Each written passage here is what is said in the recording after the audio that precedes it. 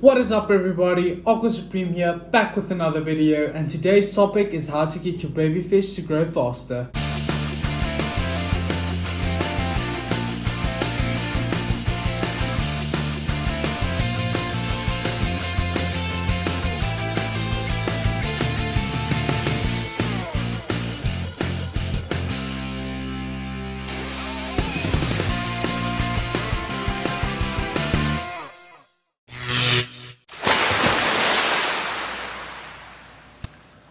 Okay, so starting off, I know what you guys are thinking. You don't have any baby fish. What are you talking about? You haven't bred anything, blah blah blah, stuff like that. I do have baby fish, actually. So the ancestors that I got arrived as babies, but they weren't babies, but they weren't full grown. I didn't get like breeding pairs or full grown ancestors. I got small little tiny 2 centimeters, which is about 1 inch, a bit less than 1 inch babies, so that makes them baby ancestors. And I do have guppies. I know everyone can raise up guppies, but I do have my second generation of guppy fry going now, and I have a few different strains of guppy fry currently growing up. So I do have babies inside of my tank, and it does make a difference, these tips that I'm going to give you guys, because the 2 strains, the 1 batch of babies, I think it's the metal lace guppy.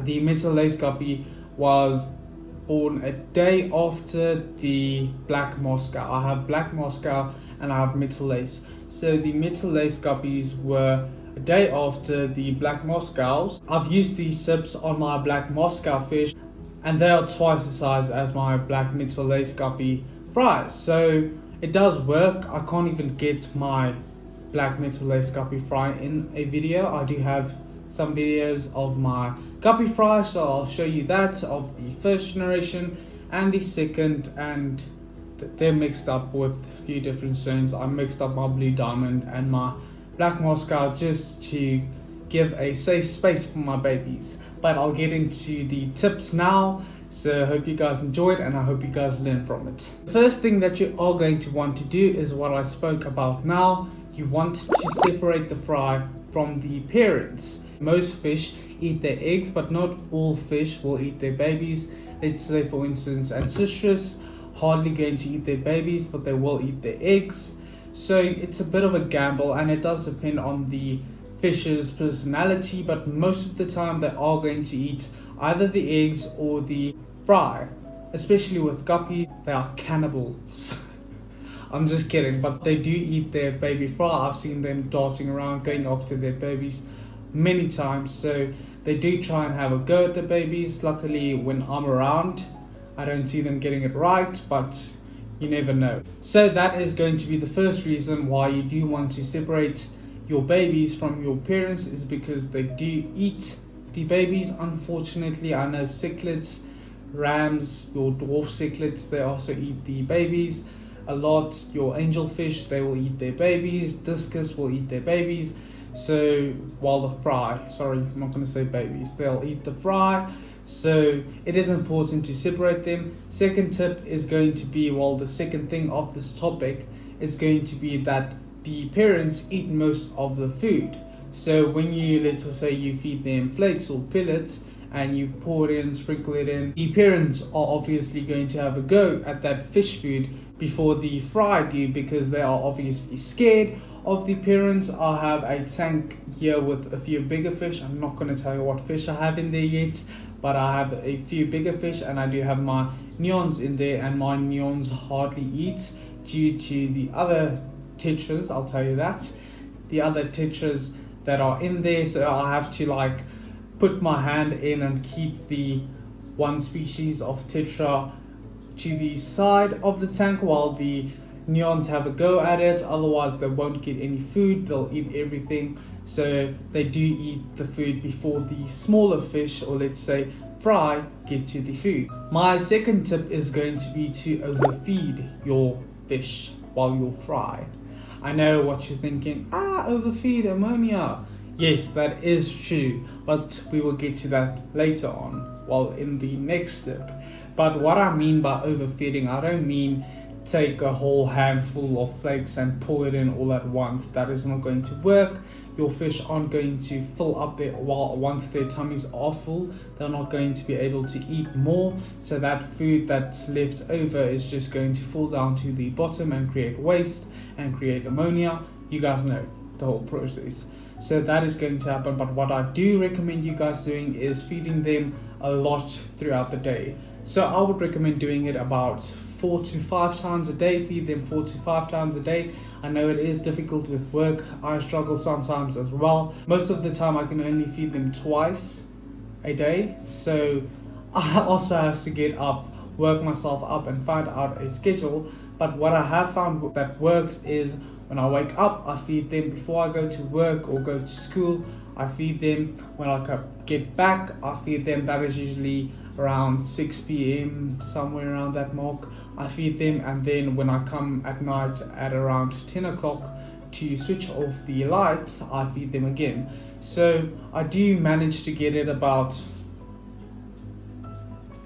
4 times. I do manage to do 4 times a day, but I do still struggle to wake up, come to the fish room and then feed them, and then remember before I have to go to work because I'm usually late to feed them again. So it is quite difficult, but if you find that routine, you can work out something. By doing that, you allow the fish enough time to digest their food and to be hungry again to enjoy their next feast. So that is what I would recommend you guys doing. Don't feed them a lot at once, but you feed them their normal portions many times throughout the day, which will lead us to my next tip, and that is going to do a lot of water changes. So fish like clean water in their natural environment. It is most of the time clean water that they are swimming through. In rivers and lakes and whatever, the water keeps on flowing, which means new water keeps on coming, which means the water stays roughly clean consistently. So it is important. They do like clean water, and I know you can't do water changes every single day, or you don't want to do water changes twice a day. I know how it can be, but you should get into that routine of trying to do, if you are trying to raise up fry and breed them for profit like I'm trying to do, I am going to have to get my fish to grow faster. So by that, I have to at least try and achieve the goal of doing at least a 10% water change every single day. So that is what you want to go for, doing a 10% water change every single day. I know it is difficult, I really do know that, but bear with me, we can do this. Try to achieve that 10 to 20% water change every single day. I mean, if you get home, you do have some time from work or from studying or whatever you're doing, you do have some time, so don't be lazy and do that 20% water change. Again, if you're trying to get your fish to grow faster, if you're trying to sell them for profit, then yes. Otherwise, you can just leave it as it is, keep to your weekly or monthly or whatever water changes, and see your fry grow. It will take quite longer, but they will still grow. What I also mean by keeping your water clean is when doing your water changes, not to just take out 10 to 20% of the water, but by that I also mean siphoning out the dirt or the waste that has gathered up at the bottom of your tanks. So I do that every single time I do a water change. I siphon up all the fish waste and leftover food. Well, there's hardly any leftover food, but if there is, I will siphon that out, because I usually give them a feeding before I do a water change, just to get that peace of mind that I am going to clean out the water. So that is what I do. You have to siphon all that waste up, otherwise it will lead to ammonia growing in your tank. The important thing by keeping your water clean is by removing any dead fish. So luckily for me, I haven't had many losses. Well, I have had a few losses of my fish, but not too many. But it is important to take out, if you do indeed have any dead fish, which will occur a lot around babies. So if you have any dead baby fry, it is important to take them out. I know if you have like 200 fry and 50 of them die, it is quite difficult to take out the 50, but those 50 fry, dead fry, are going to pollute the water, and that will cause your other 150 fry to get sick or might die. You never know what's going to happen, so it is important because they do contribute towards the fish waste, while the waste inside of your water, so it is important to take out any dead fish fry. My next tip is going to be to place them in a large body of water. By that I mean a large tank or a pond or a large bucket, whatever you name it, but don't keep them in a small container or jar, or what are those things called, breeder boxes. Don't keep them in the breeder box because there isn't a large amount of water inside of that container or jar or breeder box, so that can actually cause going to stunt their growth. Unfortunately, you want to keep them in about 1.5 feet, 1 foot to 1.5 feet tank size, and also you do not want to give them too much room. So let's say for instance a 4-foot tank just from the beginning, because otherwise it is going to take some time for them to find their food and they might die from starvation. So try and give them a large amount of water. As I said, 1.5 feet to 2 foot, that is 20 gallons, more or less 60 liters more or less. So try and keep them in that amount of water rather than doing a breeder box or a small container or jar, and do not go to your 4 foot straight away.